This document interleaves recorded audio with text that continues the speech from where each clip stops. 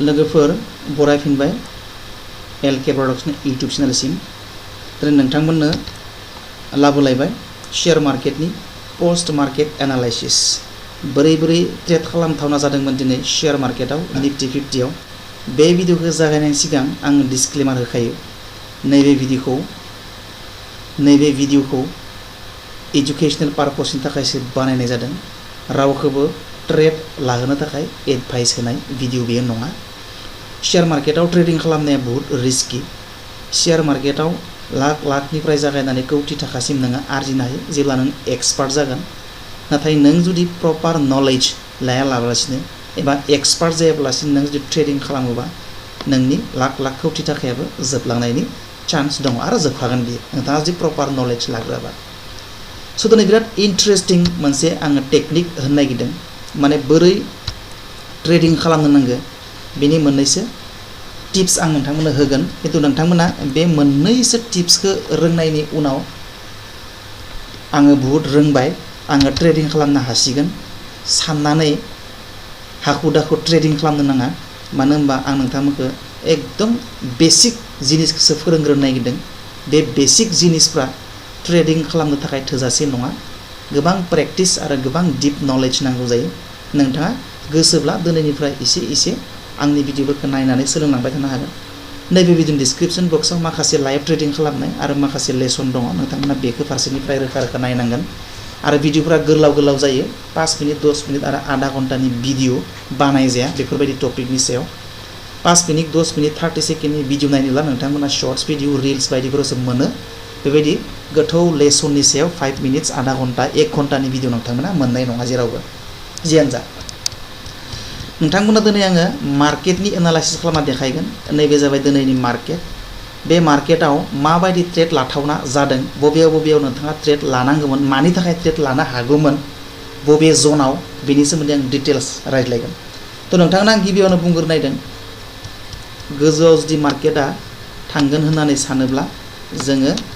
call बाय खालामनो नांगौ आरो मार्केटनि प्राइसआ जुदि गाहायाव फैगोन होननानै जोङो आन्दाज मोनोब्ला बा जोंनि इन्डिकेटरफ्रा जोंखौ जुदि सिगनेल होयोबा जोङो पुट बाय खालामनो नांगौ नैबे जाबाय कल बाय हास'नै कल बाय खालामो जेब्ला जोङो when the 7 moving average माने moving average 7 moving average crosses the 21 moving average from top to bottom above the 44 moving average अब्ला जोङो कल बाय खालामनो नांगौ जेब्ला मा होनना बुंदों नोंथांमोना मिथिगोन 7 moving average हमना ला नैबे 21 moving average जुदि बे 21 moving average बे 21 moving average को नैबे 7 moving average ओरै थांनानै 7 moving average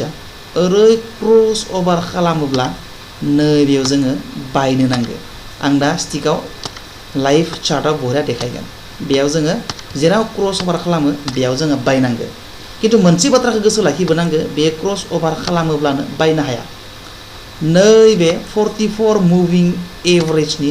सायाव दानलायथारनांगोन बियो हमना ला 44 मुभिं एभारेजआ नैबे 44 मुभिं एभारेज ओरै जाथारनांगोन बियो दाना मोननै मोनथाम कन्डिशन बेयाव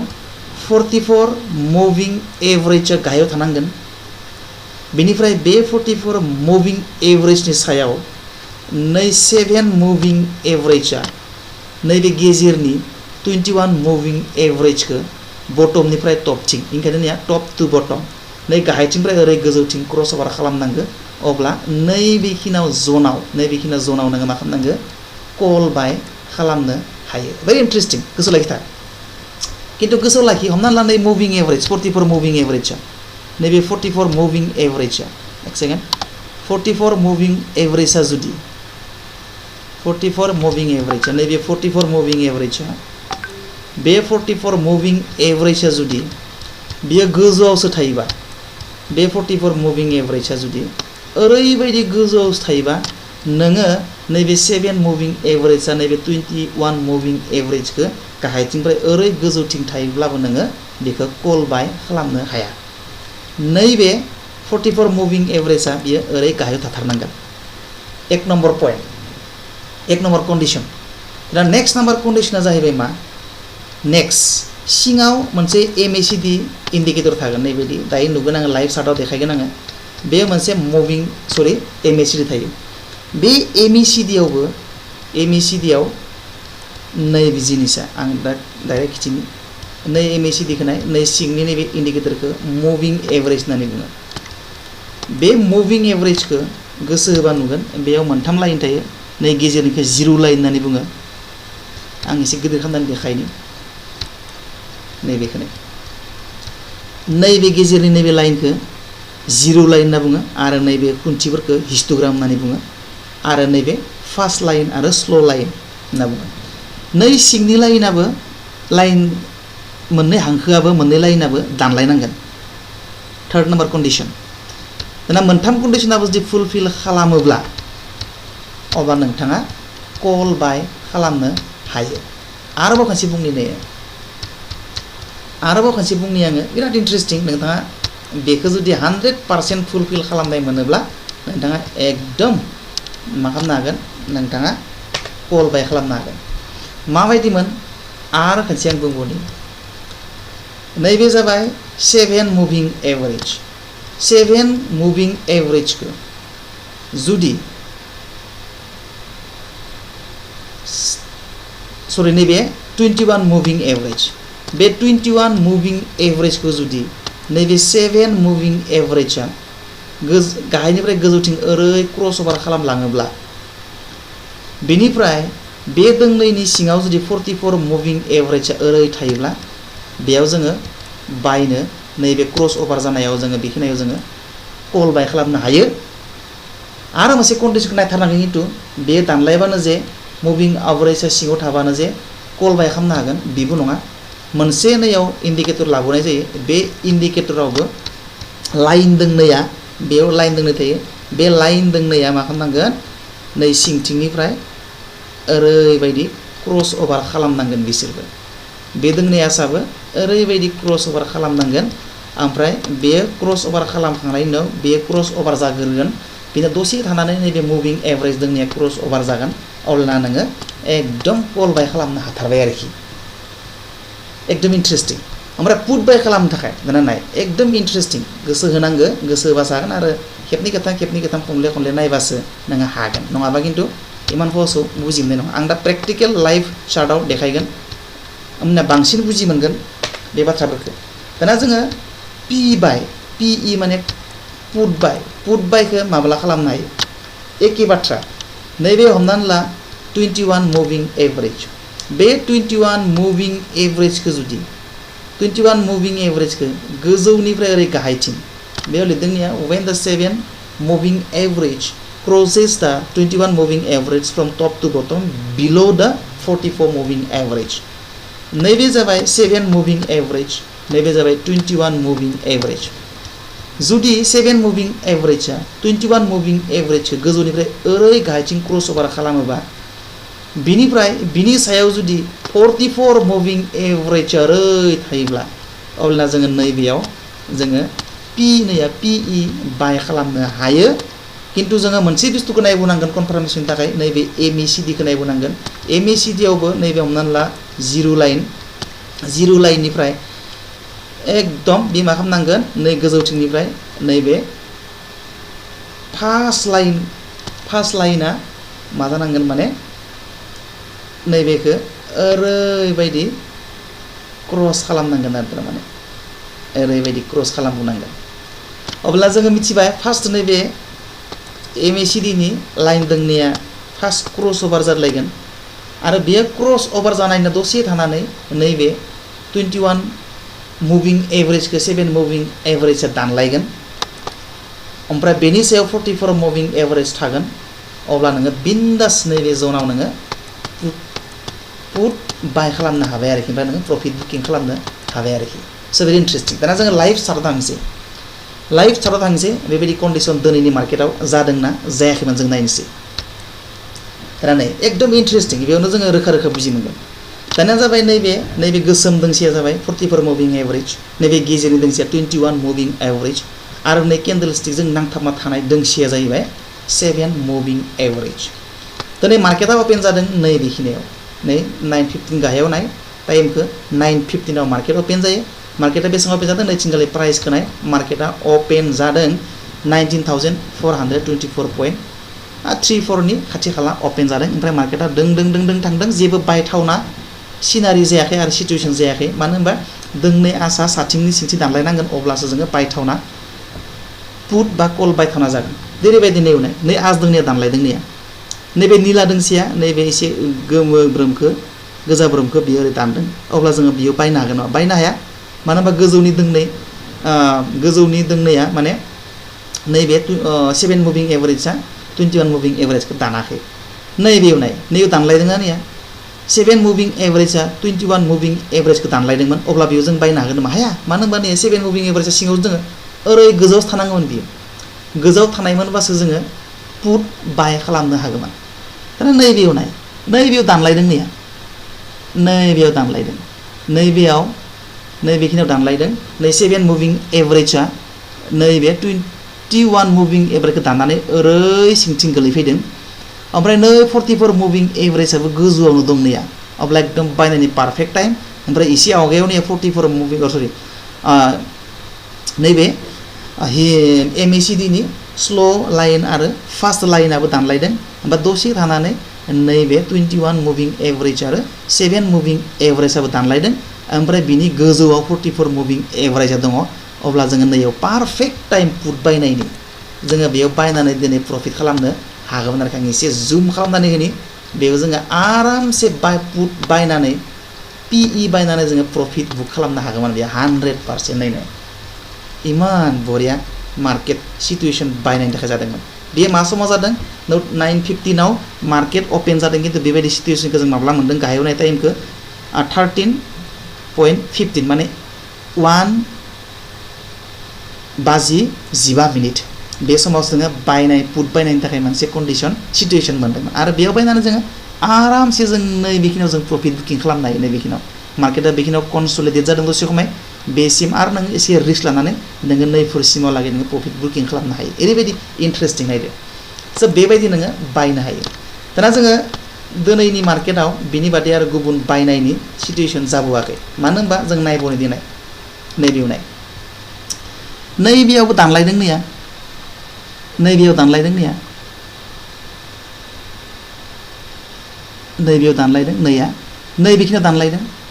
नैबे 7 मुभिं एवरेजखौ नैबे नीला दोंसेया 21 मुभिं एवरेज दानदों नाथाय दानदोंबाबो मा नै 44 मुभिं एवरेज गोजौआव गाहायाव दोङो अब्ला जोङो बेखौ हाया बेयावबो जोङो पुट बायनो हाया आरो नैबेयाव दानलायदों नैया बेयाव दानलायदों नाथाय गोजौनिया दानलायदों गोजौनियाव दानलायदों नैया गोजौनियाव दानलायदों नैया 7 मुभिं एवरेजआ गाहायनिफ्राय गोजौथिं थांदों नैबे 21 मुभिं एवरेजखौ दानदों अब्ला बेयाव जोङो गोजौथिं दावखोगोन बा कल बायनो हागौमोन नामा हाया मानो होनबा नैया 44 मुभिं एवरेजआ गोजौआव जोङो बेयो ओरै गाहायाव थानायबासो जोङो हागौमोन स' भेरि इन्टारेस्टिं दाना जों नायनोसै दिनैनि बादै गुबुन साननि जोङो मार्केट सिचुएशना बायथावना सिचुएशन जादोंना जायाखैमोन नैबेखौ नाय नैबेनिया MACD दानलायदों बेयाव MACD दसे थाना दानलायदों ओमफ्राय दसे उनाव नैया 7 मुभिं एवरेजआ 21 मुभिं एवरेजखौ दाननानै ओरै गाहायथिं फैदों नाथाय जोङो बेयाव बायनो हागौमोन नामा हाया मानो होनबा नैया 44 मुभिं एवरेजआ नै गोजौ थानांगौमोन किन्तु थायासै खिन्थु जोङो फैयै नैया नुबाय जोङो दसे समाव बियो एसे गोजौ दावखोनानै नैयाव बायथावना जों कन्डिशन जादों माबायदि नैबेबो नाय 7 मुभिं एवरेजआ 21 मुभिं एवरेजखौ दानबोबाय 44 मुभिं एवरेजआबो गोजौआव दङ अब्ला जोङो नैबे समाव जोङो पुट बाय खालामनो हायो नैबे पुट बायोबा जोङो आरामसे नैबेसिम जोङो प्रफिट बुकिं खालामनो हायो जेब्लासिम नैबे एगेन क्रस अभार खालामा बेसिम जोङो प्रफिट लाबाय थानो हायो आरोखि नैबे जै फिन क्रस अभार खालामफिनगोन दानलायफिनगोन अब्ला जों बेयाव मार्केटनिफ्राय एग्जिट लानांगोन दा थांसै जोङो गुबुन मोनसे चार्टआव आरो बायथावना जादों नामा नैबे मोनसेखौ नाय नैबेनि MACDआ नैबेयाव दानलायदों एकदम दानलायदों ओरैबायदि दानलायदों नैया फार्स्ट मुभिं माने फार्स्ट लाइनखौ माने स्लो लाइनानै क्रस अभार खालामदों ओमफ्राय गोजौ नायबाय जोङो नैया 7 मुभिं एवरेजआ 21 मुभिं एवरेजखौबो दानदों नाथाय 44 मुभिं एभारेजआ गाहायाव गैया गोजौआव दङमोन खिन्थु जों दसे थाना नुबाय मा नै पारफेक्ट जों नै बायथावना जन मोनबाय दानबाय इनो दसे माने मार्केटआ बेयावनो कन्सलिडेट जाबाय बे खमायाव ओमफ्राय दाना नै दानलायखांनानै 7 मुभिं एभारेजआ 21 मुभिं एभारेजखौ दानलायनानै साथिं खारलांबाय बेनिफ्राय बिनि सिङाव 44 मुभिं एभारेजआ फैबाय अब्ला जों बेयाव गोजौ थांगोन बा मा खालामनांगोन जोङो नैबेखिनियाव जोङो कल बाय खालामनो हागोन आरो ना कल बाय खालामनो थाखाय जोङो मार्केटखौ मुवा बायनांगोन मबाइलाव आजादि बायनो हायो मबाइलावसो मोजांसिन नैयाव थुनांगौ कल बायनोबा नै सार्ट फैबाय नैबे जाबाय अपसन चेन बे अपसन चेनाव कल बायनोबा नैबे जाबाय नैबे स्ट्राइक प्राइस सरि नैखौ बुङो स्पट प्राइस बे स्पट प्राइसनि मोननै सिगाङाव जोङो जुदि मार्केटआ गोजौ थांगोनबा जोङो पुट नै बाय खालामनांगोन नै बायखौ थुबाय बायखौ थुनानै नैयाव जोङो नैयाव लिरनांबाय 50 नैबे मोनसे लटआव 50 थायो जों 50 होखानांगोन आरो 50 नि बार लानोबा नोङो 51 लानो हाया नोङो 100 लाखानांगोन 100 क्वान्टिटिलाय मोननै लट मार्केट प्राइसआवनो थाबाय ओमफ्राय नैयाव बाय खालामना होबानो बायनाय जाबाय आरोखि कल बायनाय जाबाय आरोखि स' बेबायदि ओमफ्राय अलवेज मा खालामनांगौ इन दा मानि माबायाव बायनांगौ आरोखि इन दा मानियाव बायनांगौ आरो इन दा मानि माने मार्केटआ अलरेडि जाय प्राइसफोरखौ टाच खालामबोबाय बे स्ट्राइक प्राइसफ्राव बायनांगौ हमना लानाया दा मार्केटनि प्राइसआ बेसेबां 19,384 सोलिगासिनो दङ अब्ला अलरेडि मा प्राइसखौ मार्केटआ दा मार्केटनि प्राइसआ नैबेयाव सोलिगासिनो दं आरो नैबेयाव 19,384 आव अब्ला अलरेडि मार्केटआ मा 19,300 खौ बारबोबाय 19,350 खौ बारबोबाय स' बारबोनाय प्राइसफोर बायनांगौ आरो नै कल बायनोबा ओमफ्राय पुट बायनोबा नैबेथिंगालै नैबे स्ट्राइक प्राइस नै सिंथिंगालै मार्केटनि प्राइसआ डाउन जागोनबाथाय नैबेखौ बुङो इन दा मानि सेक्सन बे इन दा मानि सेक्सनाव बायनांगौ आरो मार्केटआ डाउन थांगोनबा ओरै थांगोन ना थाङा डाउन थांगोन बियो 19,400 निफ्राय माबा थांगोन 19,350 थांगोन खमायलांगोनबा डाउनाव थांगोनबा डाउनाव एसे थांबाय थागोन ना ओंखायनो अलरेडि बबे प्राइसफोरनिफ्राय डाउन जाबोबाय थादों मार्केटआ बे गोजौनिफ्राय बायनांगौ आरोखि बायनोबा नै बायाव थुनानै जोङो नैयाव जों बेसेबां क्वान्टिटि लागोन क्वान्टिटिखौ लिरबाय 100 200 क्वान्टिटि ओमफ्राय लिमिटबो होनो हायो लिमिटखौ होथ'ना मार्केट प्राइस होनो होबाय ओमफ्राय नै बाय अर्डार खालामना होबानो जाबाय आरोखि स' बे जाबाय कल बाय आरो पुट बाय स' नोंथांमोना बुजिबो जानांगौ स' भेरि इन्टारेस्टिं दाना जोङो नायबावनोसै आरो बेबायदि बायथावना जन बबेयाव जादोंमोन स' भेरि इन्टारेस्टिं आरो नायबावनि जोङो आङो माबाखौ लाबोलायनोसै चार्टखौ लाबोलायनोसै चार्टआ नै थुना होबा चार्टआ फैगोन बे निफ्टि 50 नि चार्ट दाना जोङो स्टक लानि बेयोथ' इन्डेक्सआव ट्रेडिं खालामनाया बांसिन रिस्कि जायो जोङो जायखिजाया मोनसे स्टक लानि जायखिजाया स्टकफोराव ट्रेडिं खालामथावना जन जादोंना जायाखैमोन जायखिजाया मोनसे नोंथांमोना सिनाय मोननाय मोनसे आङो स्टक आरो कम्पानि लानि बे कम्पानियाव कटक बेंकआव ट्रेडिं खालामथावना जन जादोंना जायाखैमोन जोङो बेखौ एसे एनालाइसिस खालामनि बा नायबिजिरनि जोङो दिनैनि मार्केटखौ जोङो नायनि दिनैनि मार्केटआ नैबेनिफ्राय दिनैनि मार्केटआ जादों 12 मोन ना दिनै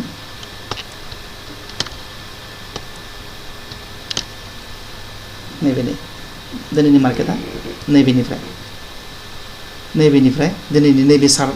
नैबेखिनि चार्टआ दिनैनि चार्ट स' दिनैनि चार्टआव कटक बेंकआव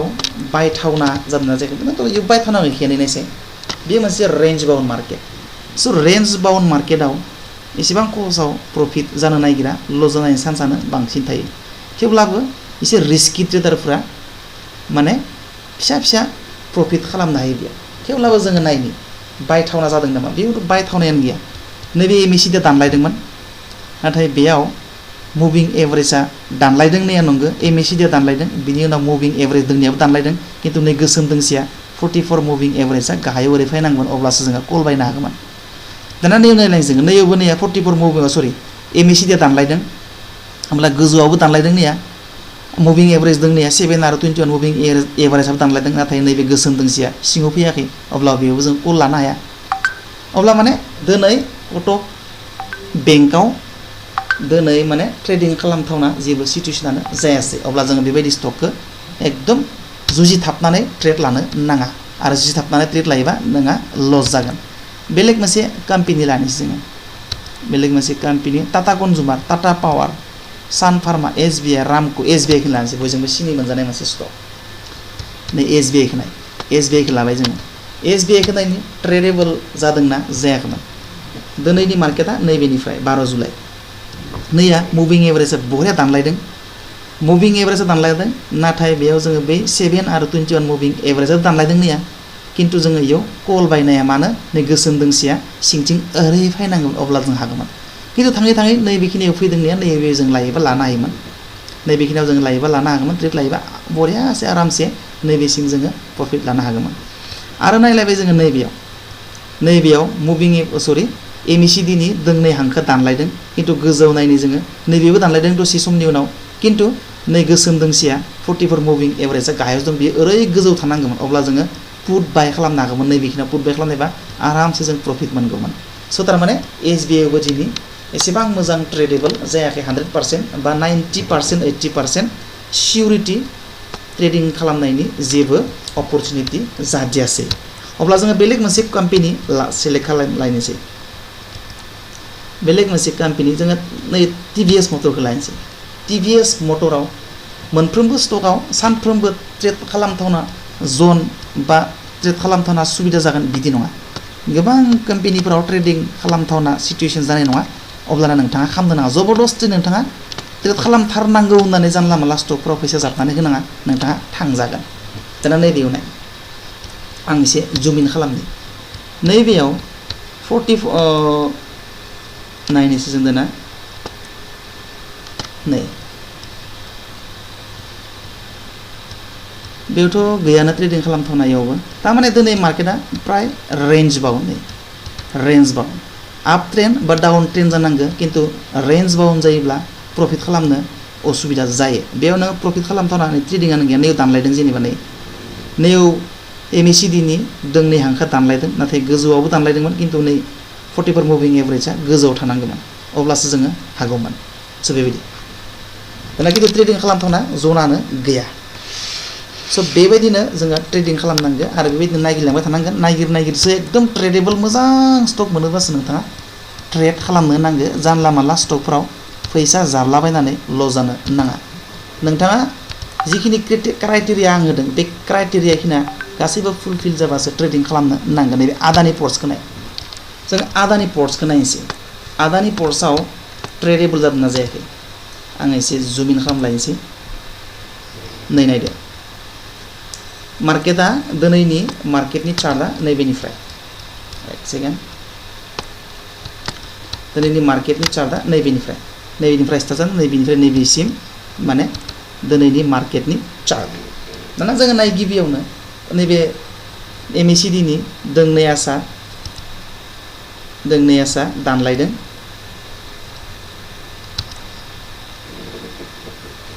नैबेयाव दानलायदों नाथाय नाय नैबेबो दोंनै गोजौनि मुभिं एभारेजआव दानलायदों ओमफ्राय गाहायाव फैदों थेवब्लाबो जोङो पुट बाय खालामनो हाया मानो नै गोसोम दोंसेया 44 मुभिं एभारेजआ ओरै गोजौआवसो थानांगौमोन दा नैबेयाव एगेन एमएसिडि नि दोंनै हांखो दानलायदों बिनि उनाव नैबे 7 मुभिं एभारेजआ 21 मुभिं एभारेजखौ दानलायदों ओमफ्राय गाहायाव फैदों अब्ला जों बेयाव पुट बायनो हानांगौमोन किन्तु नै गोसोम दोंसेया गोजौ थानांगौमोन अब्ला जों पुट बाय खालामनो हागौमोन किन्तु दसे सम थानानै जों नुबाय गोजौ फैनानै गाहायाव थांफिनबाय डाइभारजन लाबाय ओमफ्राय नैखौ बुङो एन्ड अफ डाइभारजनाव जोङो ट्रेडिं खालामनो हागौमोन मानो अलरेडि बियो 7 मुभिं एभारेजआ 21 मुभिं एभारेजखौ क्रस अभार खालामबाय नाथाय नैबेखिनियाव जों लानो हाया मानो 44 मुभिं एभारेजआ गोजौआव गैया खिन्थु फैयै नै डाइभारजन लानानै गोजौ थांफिनबाय ओमफ्राय बेयाव जोबैबाय एन्ड अफ डाइभारजन जाबाय ओमफ्राय नै 44 मुभिं एभारेजआव नांहैफिनबाय ओमफ्राय बेनि सिङाव दोंनै हांखाबो दोङो 7 मुभिं एभारेजआबो दोङो 21 मुभिं एभारेजआबो दोङो अब्ला जोङो बेबायदि सिचुएसनाव नैबेयाव आजारि ट्रेड लानो हायो जोङो बेयाव ट्रेड लानानै जोङो नैबेसिम आरामसे बिन्दास दोङो बेसेबां पइन्ट मोनो जोङो बेयाव ट्रेड लायोबाबो 27 निफ्राय फैयै नैबेसिम 27 निफ्राय 22 सिम बा नैबेसिम 23 सिम 4 पइन्ट जों मोनसे स्टकआव आरामसे लानो हायो एकदम मोजां जोङो बेयाव प्रफिट खालामनो हागौमोन स' सो बेबायदि दाना आरो दिनैनि नै गुबुन डेटनिखौ नायनो जोङो गुबुन डेटआव ट्रेडिं खालामथावना सिचुएसन जादोंना जायाखैमोन नैबेखौ नाय नैबेयाव आरामसे मोनसे ट्रेड मोनो जोङो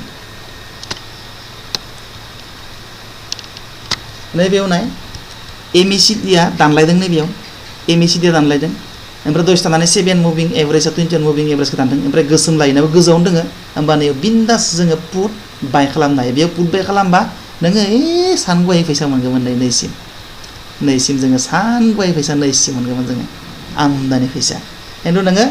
एकदम गोसोआव लाखिखा आं बुंदों मा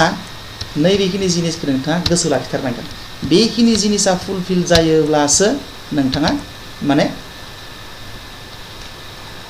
नोङो पुट बाय एबा कल बाय खालामनांगोन गिबियाव नायनांगोन ट्रेन्ड आप ट्रेन्ड ना डाउन ट्रेन्ड ना रेन्ज बाउन्ड सेकेन्डआव नायनांगोन एमएसिडि नि दोंनै लाइना क्रस खालामलायना खालामलायाखै जुदि गाहायनिफ्राय गोजौथिं क्रस खालामदोंबा बटम टु टप जुदि क्रस ओभार खालामदोंबा बेनिफ्राय एमएसिडि दोंनैयाबो 7 मुभिं एभारेज आरो 21 मुभिं एभारेजआबो गोजौनिफ्राय गाहायनिफ्राय गोजौथिं दानलायदोंबा बेनिफ्राय 44 मुभिं एभारेजआबो बिसोर दोंनै आसनि गाहायाव दोङोबा अब्ला नोंथाङा बिन्दास पिइ बाय खालामनो हागोन आरोखि मार्केटआ गोजौ थांथारगोन बाहायबाबो स' भेरि इन्टारेस्टिं स' नोंथाङा बेखिनि बाथ्राखौ गोसोआव लाखि अब्लानो नोंथाङा प्रफिट बुक खालामनो हागोन बेखिनि बाथ्राखौ गोसोआव लाखिनोखायनो पिइ माने पुट बाय खालामो जेब्ला जोङो मार्केटआ डाउन जायो मार्केटनि प्राइसआ आरो मार्केटनि प्राइसआ डाउन जायोबा नोंथाङा मोनथाम बुस्थुखौ नायनांगोन जेब्ला नैबे 7 मुभिं एभारेजआ नैबे 21 मुभिं एभारेजखौ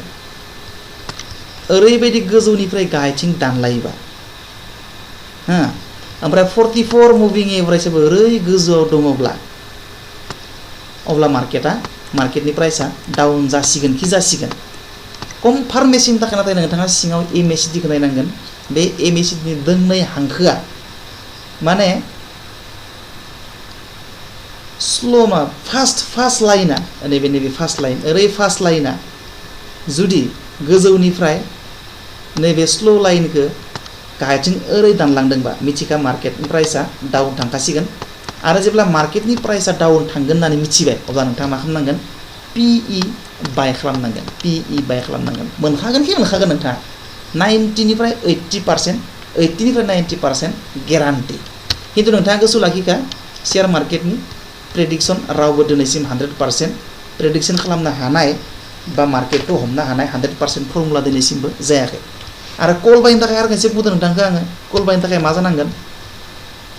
नैबे 21 मुभिं एभारेजखौ